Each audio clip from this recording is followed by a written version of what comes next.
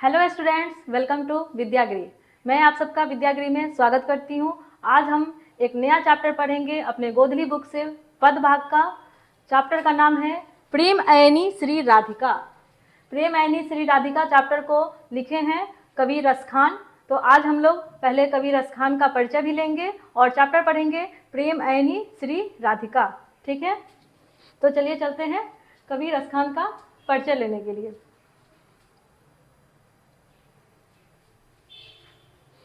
तो जैसे कि बच्चों, ये छवि है रसखान जी की और उनका पूरा नाम है सैयद इब्राहिम खान। क्या नाम है? सैयद इब्राहिम खान। तो ऑब्जेक्टिव में अगर ऐसा क्वेश्चन आए कि कवि रसखान का पूरा नाम क्या है, तो क्या आंसर होगा? सैयद इब्राहिम खान। इनका जन्म हुआ था 1548 ईस्वी। 1548 ईस्वी में किसका जन्म हुआ था? कवि रसखान का। और कहाँ जन्म हुआ था? एक पठान परिवार में, दिल्ली के एक पठान परिवार में कवि रसखान का जन्म हुआ था। ठीक है, और इनकी मृत्यु 1628 ईस्वी में हो गई थी। इनके बारे में बहुत ज़्यादा जानकारी नहीं है, लेकिन कहते हैं कि ये जब जहांगीर का शासनकाल था, जहांगीर के राजकाल में इन्होंने अपनी ज़्यादातर रचनाएं की हैं।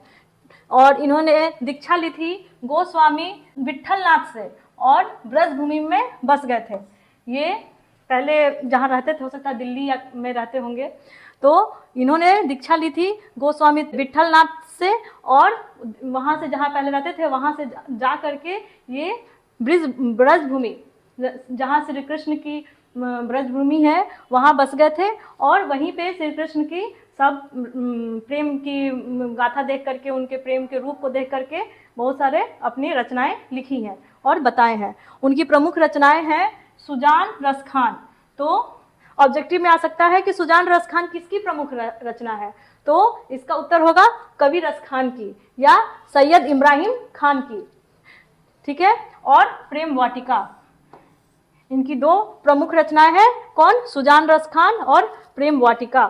और ये भी क्वेश्चन आ सकता है कि प्रेम वाटिका किसकी रचना है? तो उसका भी उत्तर होगा कवि रसखान की या सैयद इब्राहिम खान की। ठीक है, तो जैसे कि ये ब्रजभूमि में जाकर के बस गए और वहाँ श्री कृष्ण के लीलाओं को बारे में जाने समझे और उन्हीं के प्रेम में पढ़ के, उनके प्रेम को देख करके इन्होंने बहुत सारी रचनाएं लिखी। उन्हीं रचनाओं में एक रचना है प्रेम वाटिका, और प्रेम वाटिका से ही हम लोग पढ़ेंगे प्रेम अयनी श्री राधिका, जिससे इस चैप्टर में प्रेम अयनी श्री राधिका के बारे में क्या बताए हैं उसे आज हम लोग पढ़ेंगे।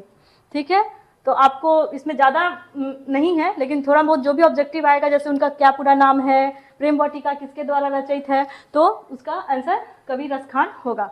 चलिए आगे चैप्टर की तरफ चलते हैं। और एक बात, कवि रसखान मतलब सवैया ज़्यादा लिखते थे। सवैया का मतलब जो किसी के प्रेम के बारे में बताया जाता हो उसे सवैया बोलते हैं। तो ये प्रेम अयनी श्री राधिका भी एक तरह से कवि रसखान द्वारा लिखित हुई सवैया ही है। ठीक है, तो ये हम इसको दो दो करके बताएंगे अर्थ, और आगे इसका अर्थ भी लिखे हैं वो भी दिखाएंगे।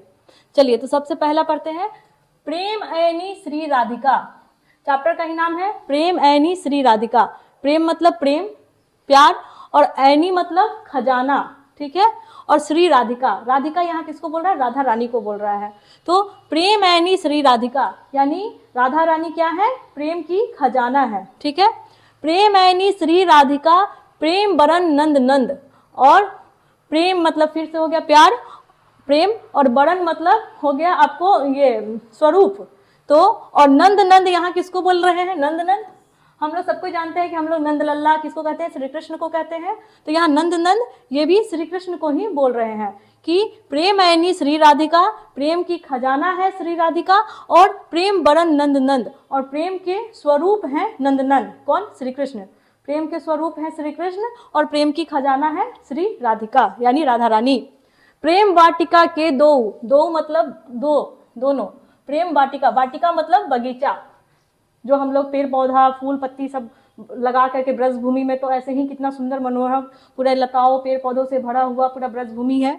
तो वही उस वाटिका के दो, प्रेम वाटिका के दो माली मालिन द्विंद। द्विंद मतलब दोनों, माली मालिन जो पूरे माली मालिन होते हैं ना, जो पौधों को लगाते हैं, सींचते हैं, तैयार करते हैं, उसकी सेवा करते हैं, उसे हम लोग माली मालिन कहते हैं। तो ये भी यही बोल रहे हैं कि प्रेम आईनी श्री राधिका और प्रेम बरन नंदनंद। श्री राधिका प्रेम की खजाना है और नंदलल्ला श्री कृष्ण प्रेम के स्वरूप हैं। और प्रेम वाटिका के दो, ये दोनों प्रेम वाटिका के माली मालिन है। जैसे इन दोनों से ही पूरा ब्रज भूमि सींचा हुआ है, बनाया हुआ है। इन दोनों के प्रेम में से पूरा ब्रज भूमि भरा हुआ है। ये दोनों ही इस ब्रज भूमि के माली मालिन की तरह है। देखिए इसका अर्थ भी लिखे हैं। प्रेमयनी श्री राधिका, प्रेम स्वरूपा श्री राधिका प्रेम की खजाना है। तो श्री कृष्ण प्रेम के रूप है। ये दोनों प्रेम रूपी वाटिका के माली मालिन के समान है। दिया है ना इसका अर्थ। दूसरा पढ़ते हैं, एक सेकेंड। मोहन छवि रस खानी लखी। मोहन, फिर यहाँ मोहन किसके बोल रहे हैं? श्री कृष्ण को ही बोल रहे हैं। मोहन, नंदलल्ला सब श्री कृष्ण के ही नाम है। तो मोहन छवि रसखानी लखी।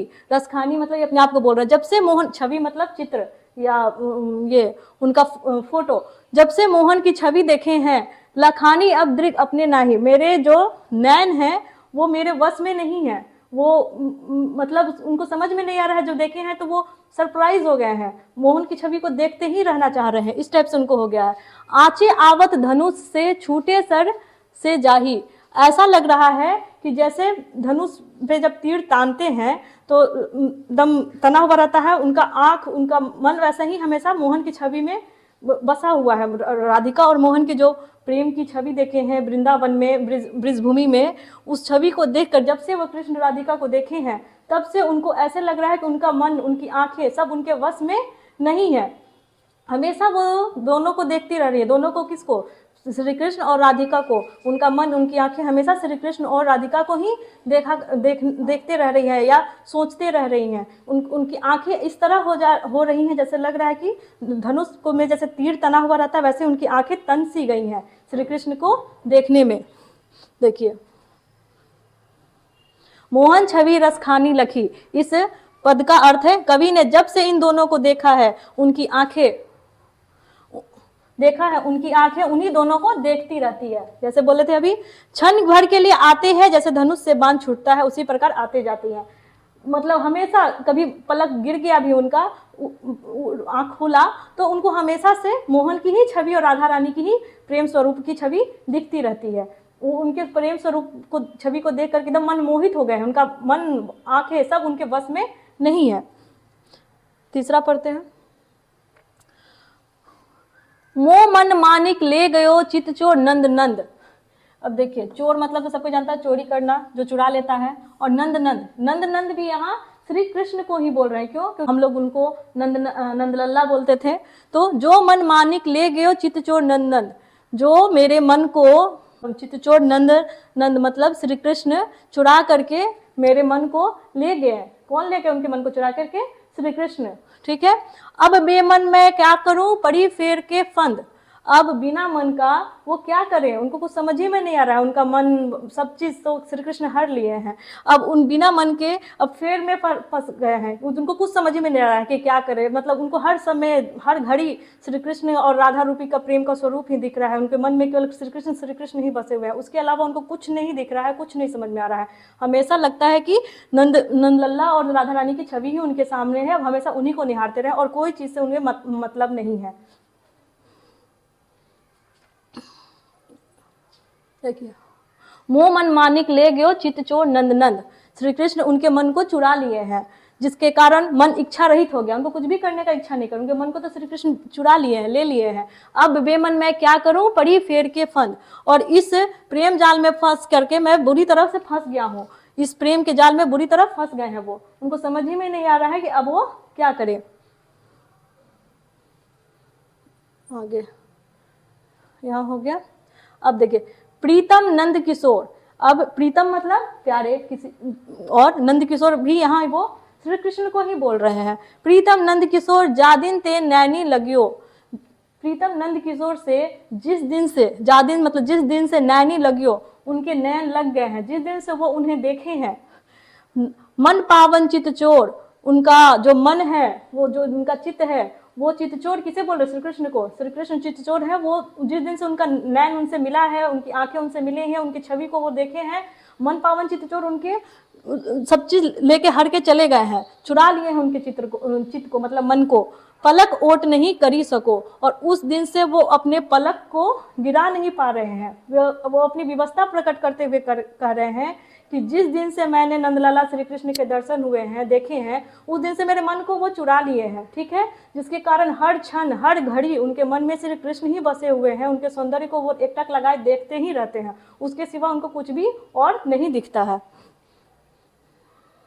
देखिए, प्रीतम नंद किशोर जादिन ते नैनी लग्यो का अर्थ है, रसखान अपनी विवशता प्रकट करते हुए कहते हैं कि जिस दिन से उनके दर्शन हुए हैं, किसके दर्शन? श्री कृष्ण के, नंदलल्ला के, उनके मन चुरा लिए हैं। कौन चुरा लिया है उनका मन? रसखान का श्री कृष्ण। हर क्षण कृष्ण एवं राधा के स्वरूप को अपलक देखते रहते हैं। वो हमेशा प्रतिदिन दिन के 24 घंटे हमेशा उनके मन में, उनके नयन में, आंखों में, सब जगह श्री कृष्ण और राधा की छवि ही है, और वो उसे एकटक होकर के हमेशा देखते रहना चाहते हैं या देखते रहते हैं, ठीक है। यहां से यहां तक तो हो गया क्लियर। अब यहां से, या लकुटी, लकुटी, लकुटी मतलब लाठी, अरु कमरिया, कमरिया मतलब कंबल, या लकुटी अरु कमरिया पर राज तिहु पुर के ताजी डारो। मतलब उन्हें श्री कृष्ण का, जैसे होता है ना कि जब कोई बहुत पसंद आ जाता है, बहुत अच्छा लगता है, बहुत मनमोहित हो जाते हैं हम उस पर, तो हमें इच्छा होता है कि उसका कोई सामान या कुछ वस्तु मेरे पास हो तो मुझे बहुत अच्छा लगेगा, या मतलब हम उसके लिए अपना ही भी सब कुछ निछावर कर सकते हैं, वैसा भी फील होता है। तो उसी तरह से वो बोल रहे हैं, या लकटी अरु कमरिया पर राज तिहु पुर के तजी डारो, तिहु लोग का राज वो दे देंगे। अगर उन्हें श्री कृष्ण की लाठी या कंबल मिल जाए तो वो तीनों लोग का राज, उनके मतलब उनके पास जो भी स्वर्ण महल है या जो कुछ भी है, धन दौलत या जो भी है, वो सब चीज नछावर कर देंगे, वो सब दे देंगे। कोई अगर उनको श्री कृष्ण की लाठी कंबल दे दे या उनको श्री कृष्ण से मिला दे तो वो सब चीज उनपे निछावर कर देंगे। आठों सिद्धि नौ निधि को सुख, नंद की गाय चराई बिसाओ। आठों सिद्धि, आठों मतलब आठों सिद्धि, उनके पास जितनी भी सिद्धियां हैं, जितनी भी उनके पास सब प्रसिद्धि है या जो भी उनको सब मिला है, वो पाए हैं जीवन में, वो सब चीज भी वो श्री कृष्ण के लिए, श्री कृष्ण के गाय चराने के लिए देने को तैयार हैं। कि मेरे पास जो भी चीज मिला है, जैसे वो जो भी अपने लाइफ में प्राप्त किए हैं, अचीव किए हैं, वो सब चीज भी अपने वो श्री कृष्ण के लिए, श्री कृष्ण के गाय चराने को, सुख को अगर कोई देगा उनको कि जाइए श्री कृष्ण का गाय है चराइए, हम तो उनको इतना अच्छा लगेगा। मतलब किसी से जब प्रेम हो जाता है तो होता है ना कि उसके लिए हम कुछ भी कर सकते हैं, किसी भी हद तक कर गुजर सकते हैं। वैसे ही रसखान को लग रहा है कि अगर श्री कृष्ण और राधा रानी के प्रेम में वो इतने मोहित हैं, इतने बस गए हैं कि उनके लाठी और कंबल के लिए वो अपना पूरा घर संसार राजपाट सब दे देंगे तो भी उनको कम ही है। और श्री कृष्ण के गाय चराने के लिए भी अगर मिल जाए तो वो उनके पास जितनी भी सिद्धियां प्राप्त हैं, जितने भी सब सुख प्राप्त हैं, वो सब दे देंगे। देखिए, या लकटी अरु कमरिया पर राज तिहु पुर के ताज, इसका अर्थ है कवि रसखान अपने हार्दिक अभिलाषा, अपने अंत से खुशी प्रकट करते हुए कहते हैं कि श्री कृष्ण की लाठी और कंबल पर तीनों लोग के राज्य त्याग कर दूं। वही जैसे अभी मैं बताई कि जब उन्हें श्री कृष्ण के लाठी और कंबल कोई दे तो उसके लिए वो अपने तीनों लोक का राज्य भी त्याग कर देंगे। नंद बाबा की गाय चराने का अवसर मिल जाए, अगर उन्हें नंद बाबा श्री कृष्ण की गाय चराने का भी अवसर मिल जाए तो भी वो अपने आठों प्रकार की सिद्धियां, नौ निधियों के सुख हो, उनके पास जितने सारे सुख हैं जो हम बोले थे वही सब देखे लिखे हैं, निधियों के सुखों का त्याग करके मुझे कष्ट महसूस नहीं होगा, उन्हें कुछ भी कष्ट नहीं होगा, थोड़ा भी दुख भी नहीं होगा कि मेरे पास जितने सारे चीजें हम सब दे दिए, केवल किस लिए? गाय चराने के लिए। लेकिन उनको उस सबसे बड़ा सुख श्री कृष्ण के गाय चराने में मिलेगा, इसलिए वो सब चीज दे देंगे अपना। रस खानी कब्रो इन अखियन सो, ब्रज के बनबाग तराग निहारो, कोटिक रो कलधौत के धाम, कड़िल के कुंजन ऊपर वारो। कुंजन मतलब यहाँ पूरे जो ब्रजभूमि में जितने सारे पेड़ पौधे, लताएं, झाड़ी कटेदार, ये सब होता है ना, जिससे कोई बगीचा बनता है तो उसी को कुंजन बोल रहा है। बनबाग मतलब भी वन से, पूरा बागों से भरा हुआ जगह। तो रसखानी कब्रो इन अखियन सो, ब्रज के बनबाग तराग निहारो, ब्रज के वन, तालाब और ये ब्रजभूमि में जो नदियां, झरने, जो चीज भी है, उन सब को देखने में ऐसे मतलब उनको अच्छा लगता है, ब्रज की कटीदार झाड़ियाँ ये सब सबको देखने में उनको इतना अच्छा लगता है, इनके मनमोहित होते हैं कि उसकी सुंदरता को देख करके वो करोड़ों स्वर्ण महल को भी उनके सामने तुच्छ प्रतीत होता है, मतलब कम प्रतीत होता है। मतलब अगर किसी को होता है ना कि सोना के घर रहने को मिले और बोले कि एक बगीचा में जाके रहो, तो सब कोई आजकल के ज़माने में सोचेगा कि हम सोना के घर में जा करके रहें, कि हम स्वर्ण महल में रह रहे हैं। लेकिन इनके लिए वो स्वर्ण महल ये सब तुच्छ है, एकदम कुछ नहीं है इनके लिए। बस ये ब्रज भूमि के जो नदी, तालाब, झरने, कांटेदार झाड़ियाँ भी हैं, फूल वाले भी हैं, जो भी हैं, झील, मैदान, धरती, मिट्टी, बागीचा में कोई स्वर्ण महल थोड़ी ना होगा, मतलब वो सब इनको बहुत पसंद है। उसके आगे इनको अपना स्वर्ण महल या करोड़ों दूसरे कोई और भी बोले कि तुमको स्वर्ण महल दे रहे हैं, तुम सब बगीचे के बारे में सोचना छोड़ दो, तो नहीं, उनको वही ज़्यादा पसंद आ रहा है, वही ज़्यादा मनमोहित है, उसके बदले ये करोड़ों स्वर्ण महल को त्याग देंगे। ठीक है, ऐसे मूल्यवान वस्तु को ये त्याग कर हमेशा श्री कृष्ण के रामलीला के रूप में राधा रानी के प्रेम को पाना ही चाहेंगे और उनके वही ब्रजभूमि में ही हमेशा निवास करना, रहना चाहेंगे। देखिए इसका भी अर्थ है, रसखानी कब्रो इन अखियन सो ब्रज के बनबाग राग निहारो। इसका अर्थ है, कवि कहते हैं कि जब से ब्रज के वनों, बगीचों, तालाबों तथा मनोहर लताओं को अपनी आंखों से देखे हैं, तब से इच्छा होती है कि ऐसे मनोहर उपवन की सुंदरता को समक्ष करोड़ों स्वर्ण महल तुच्छ प्रतीत होते हैं। मतलब ये जब से पूरे ब्रजभूमि को देखे हैं, वहाँ की मनोहर सुंदर ये छवि को देखे हैं, तब से इनको अपना महल ये सब बहुत ही छोटा प्रतीत होता है। एकदम उनको लगता है कोई ले सब ले रख ले, लेकिन हमको श्री कृष्ण के प्रेम को दे दे, हमको श्री कृष्ण के साथ ब्रजभूमि में रहने को मिल जाए, ये सब उनको अच्छा लगता है। अर्थात मूल्यवान महलों को त्याग कर जहाँ श्री कृष्ण रासलीला करते हैं वो वही निवास करें। यही बोले ना कि उनको मिल जाए कि वो हमेशा श्री कृष्ण का गाय चराएं, उनको लाठी मिले या श्री कृष्ण को देखते रहें, उनके साथ वो ब्रजभूमि में रहें, ये सब उन्हें बहुत पसंद है। उनको महल वहल कुछ नहीं चाहिए, वो सब त्याग कर देंगे, वो भी ऐसी मिट्टी पे, झरना, तालाब और लताओं के बीच में रहना चाहते हैं। चलिए, तो ये पूरा अर्थ कंप्लीट हो गया। अब इसका आगे हम लोग ऑब्जेक्टिव और क्वेश्चन आंसर भी देख लेते हैं। देखिए ये क्वेश्चन आंसर है, कवि ने माली मालिन किन्हें और क्यों कहा है। पहले वाले पद के अर्थ में ही था कि राधा रानी प्रेम वाटिका के दो माली मालिन, तो कवि किसे माली मालिन कहे हैं, राधा कृष्ण को। कवि ने श्री कृष्ण और प्रेम वाटिका का माली तथा राधिका रानी को मालिन कहा है। किसे माली कहा है, कृष्ण को माली तथा राधिका को मालिन कहा है, क्योंकि दोनों ही प्रेम रूपी वाटिका के संरक्षक है। दोनों हमेशा प्रेम रूपी वाटिका को बनाए रखते हैं, अच्छा हरा भरा किए रहते हैं, संरक्षक करते हैं, देखभाल करते हैं। संरक्षक करने का मतलब कि उनसे हमेशा देखभाल करते रहते हैं। जैसे माली मालिन पौधों को करता है, वैसे ही राधा कृष्ण हमेशा ब्रजभूमि के सारी वाटिकाओं की देखभाल करते रहते हैं। जिस प्रकार मालिन मालिन मिलकर बगीचे को सींचते हैं जिससे फूल खिलते हैं, वैसे ही भगवान श्री कृष्ण और राधिका मिलकर प्रेम रूपी वाटिका को सींचते हैं। ठीक है, समझ में आ गया। अब दूसरा क्वेश्चन, द्वितीय दोहे का काव्य सौंदर्य स्पष्ट करें। अब जो द्वितीय दोहे था, देखिए यहाँ द्वितीय दोहे क्या था, मोहन छवि रसखानी लखी अब दृग आपने नाही, अच्छे आवत धनुष से छूटे सर से जाही। जब से छवि देखे हैं, आंख ऐसा हो गया है जैसे तीर धनुष छूट रहा है। तो इसी का काव्य स्पष्ट करने का क्वेश्चन पूछ रहा है। देखिए, द्वितीय दोहे का काव्य सौंदर्य स्पष्ट करें। तो द्वितीय दोहे में कवि के मन पर श्री कृष्ण के रूप सौंदर्य को देखकर बड़ा ही गहरा प्रभाव हुआ है। कवि की आंखें कृष्ण की छवि को देखकर